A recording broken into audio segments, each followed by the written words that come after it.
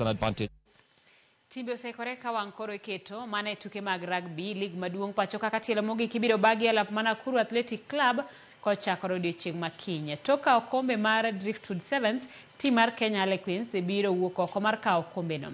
Queens biro rakore gi timbe kaka Zitek University Oaks, Menengai Oilers gi tim mar Mombasa RFC e pool A. KCB RFC biro bedo maonge gi jotugo kaka Samuel Asati, Floyd Wabwire kod Michael Wamalwa e tieloni mar Prinsloo Sevens.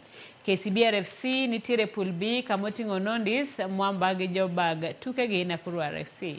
Pool C oting'o Black Blood, Strathmore Leos, Masinde Muliro University gi Catholic University Monks. Ka pool D biro bedo gi timbe kaka Kabras Sugar, Daystar University Falcons, Kabete Stallions kaachiel gi Kabarak University. Of course, every play, every game, every team counts.